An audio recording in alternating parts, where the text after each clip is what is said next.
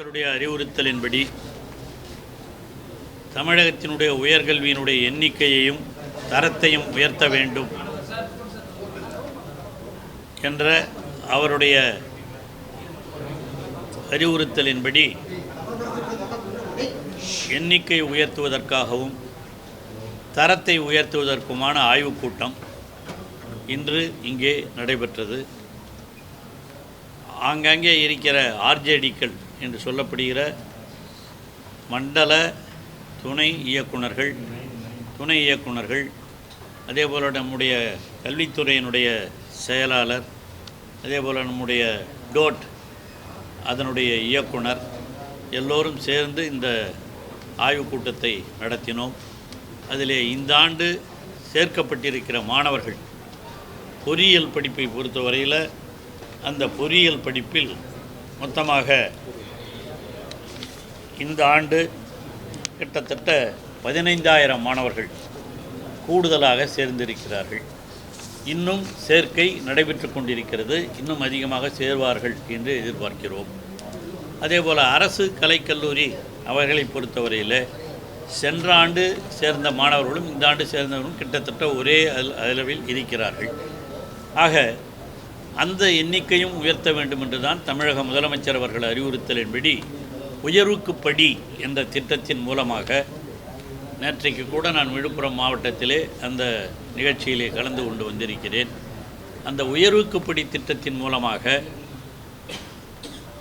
+2 படித்துவிட்டு கல்லூரியில் உயர்கல்விக்கு செல்லாமல் இருக்கிற மாணவர்களுக்கும் அதேபோல் +2 அதிலே தேர்ச்சி பெறாமல் இருக்கிற மாணவர்கள் அவர்கள் பாலிடெக்னிக்கிலே சேர்வதற்கும் இன்ஜினியரிங்கில் சேர்வதற்கும் 10ஆம் வகுப்பிலே தேராத மாணவர்கள் ஐஐடியிலே சேர்வதற்குமான அறிவுரைகளை எல்லாம் எடுத்து வைத்துவிட்டு வந்திருக்கிறோம்.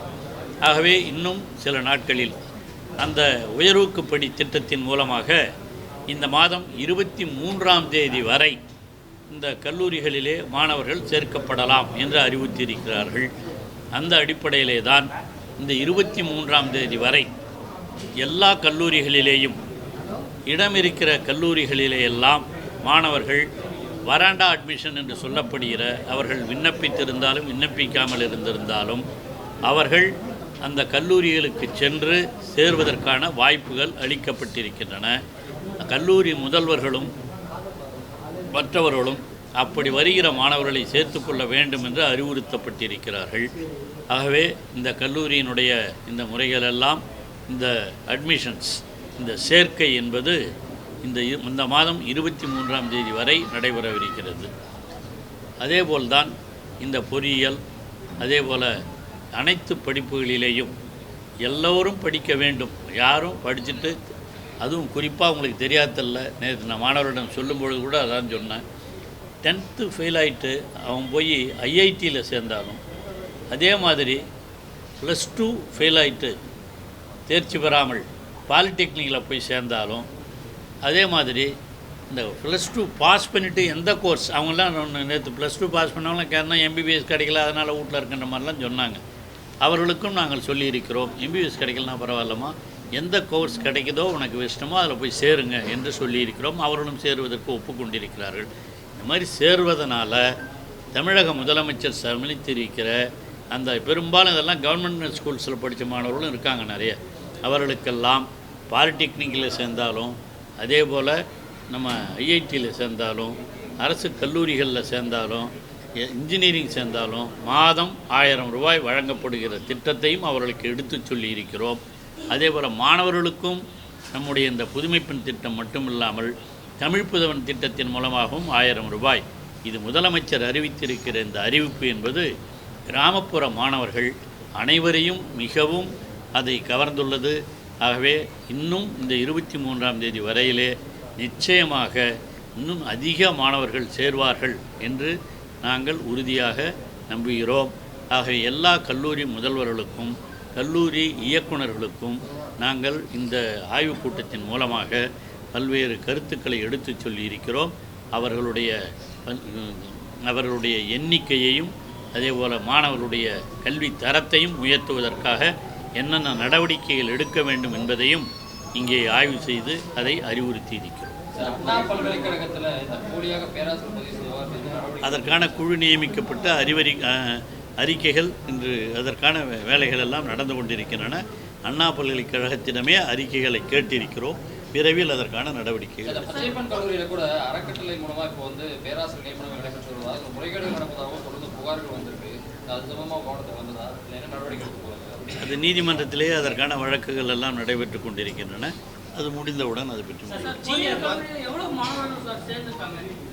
எதுங்க பொறியியல் கல்லூரிகளில் பொறுத்தவரையில் இந்த ஆண்டு சேர்ந்திருக்கிற மாணவர்கள் 1,31,706 பேர் சேர்ந்திருக்கிறாங்க.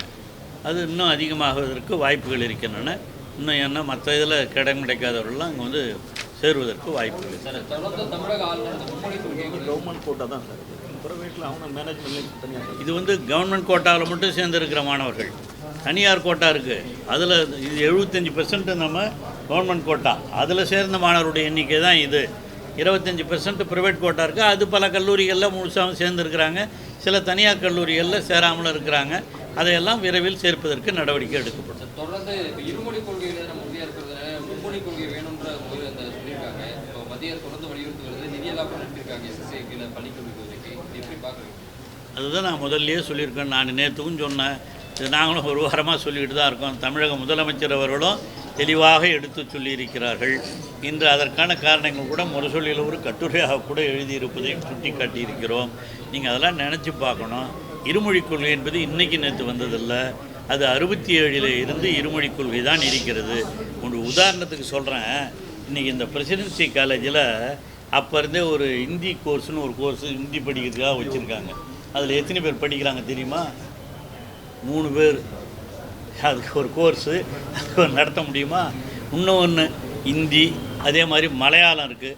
மலையாளத்தில் 4 பேர் படிக்கிறாங்க. மலையாளம் போக அடுத்து இந்த உருதுன்னு ஒன்று வச்சா அதில் யாருமே சேரவே இல்லை. ஆனால் கோர்ஸ் இருக்குது. இதெல்லாம் தேவையா? ஆக தமிழகத்து மாணவர்கள் எதை விரும்புகிறாங்கன்னு நமக்கு நல்லா தெரியுது இல்லையா? அவர்கள் இருமொழிக் கொள்கையைத்தான் விரும்புகிறார்கள். நாங்கள் ஆப்ஷன் சொல்லித்தரோம். அது ஆப்ஷனாக வந்து படிக்கலாம். அதில் ஒன்றும் தப்பு இல்லை. எங்களுக்கு கட்டாய படிக்க வேண்டியது 2 மொழி, ஆங்கிலமும் தமிழும். அதைத்தான் நாங்கள் அன்றிலிருந்து சொல்லி கொண்டிருக்கிறோம். அதைத்தான் நடைமுறைப்படுத்தி கொண்டிருக்கிறோம். மும்மொழி திட்டம், இன்னொரு 3வது மொழியை அவர்கள் படிக்க வேண்டும் என்று ஆப்ஷனல் என்று சொல்லி அவர்கள் படிப்பதிலே எங்களுக்கு எந்த விதமான வேறுபட்ட கருத்தும் இல்லை. அவங்க படிக்கிறத படிக்கலாம். இதுக்காகலாம் ஒரு ஒன்றிய அரசு இந்த நிதியை நிறுத்துகிறது என்று சொன்னால் அது அரசியலுக்காக அவர்கள் செய்வதை தவிர கல்வி வளர்ச்சிக்காக அல்ல. கல்வி வளர்ச்சிக்காக நாம் பாடுபட்டிருக்கிற காரணத்தினால்தான் தமிழகம் இன்று தலை சிறந்து ஒரு கல்வியிலே சிறந்த மாநிலமாக திகழ்ந்து கொண்டிருக்கிறது. அது ஆரம்ப பள்ளியிலேயும் அது ஆரம்பிக்கிற காரணத்தினால்தான் உயர்பள்ளியிலேயும் படிக்கிறோம்.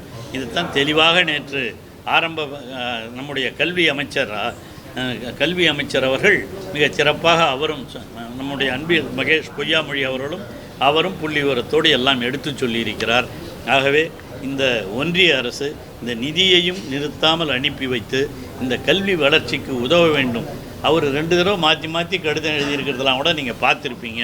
ஆக அவைகளையெல்லாம் மாற்றி அமைத்து ஒன்றிய அரசு தமிழகத்தினுடைய கல்வி வளர்ச்சிக்கு, உயர்ந்து நிற்கிற இந்த கல்வி வளர்ச்சிக்கு மேலும் ஆறுதல் தர வேண்டும் என்று உங்கள் பத்திரிகையாளர்கள் மூலமாக கேட்டுக்கொள்கிறேன்.